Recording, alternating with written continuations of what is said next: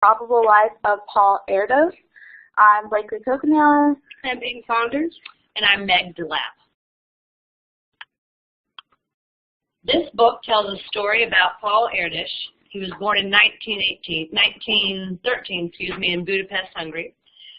He had trouble doing day-to-day tasks like paying the bills and cooking meals, but he was a brilliant mathematician.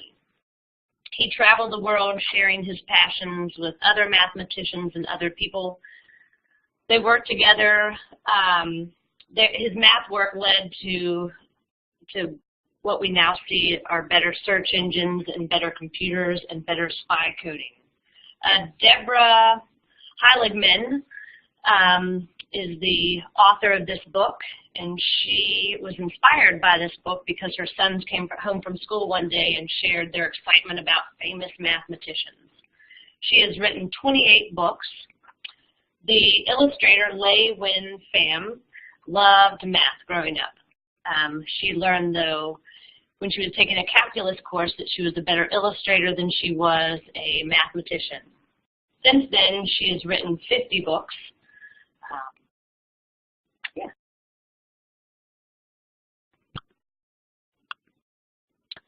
So, like you've seen from some of our other presenters, we do use SOLs, which are Standards of Learning here in Virginia. For our SOL, we did 5.3, which is the student will identify and describe the characteristics of prime and composite numbers.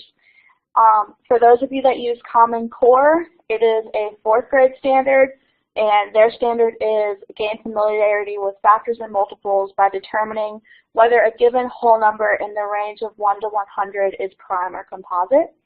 And the picture at the bottom is actually a really cool picture from the book, in which the main character drew a hundreds chart on his wall and was crossing out numbers and circling them whether they were prime or composite. So for our lesson, the objective would be that students will be able to identify and describe prime and composite numbers from 1 to 100. In the beginning, we will ask students to share what they already know about prime or composite numbers, and then we'll read the book, The Boy Who Loves Math, and there's a link here to a YouTube clip that has the book being read out loud if you wanted to incorporate that into your classroom and didn't have the actual book.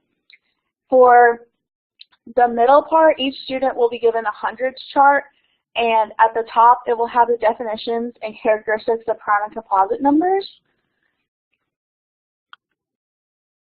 And together they'll color in the different multiples of 2, 3, 4, and 5.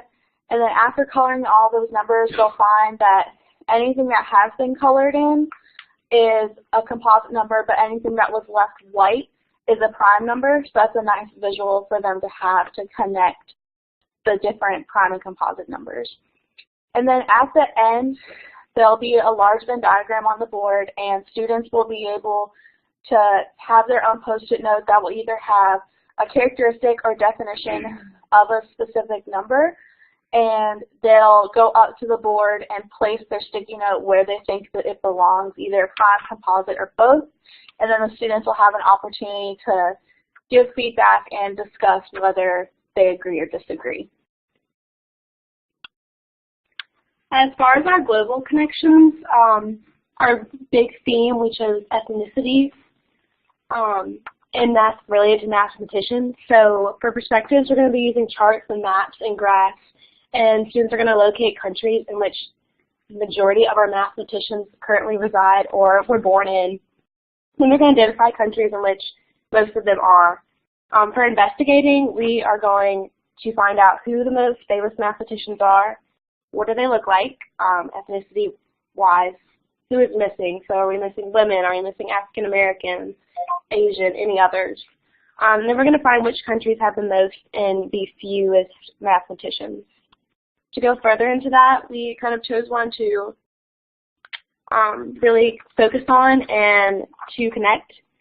Students are going to work together to find answers to investigate for the investigation questions. They're going to find a variety of resources to support those answers. And then they're going to share with students, and they're going to determine the next steps. For Take Action, we found that we couldn't really take much action globally, but in our classroom, students will create a class book, and they're going to feature the famous mathematicians who are women or who are of a different race.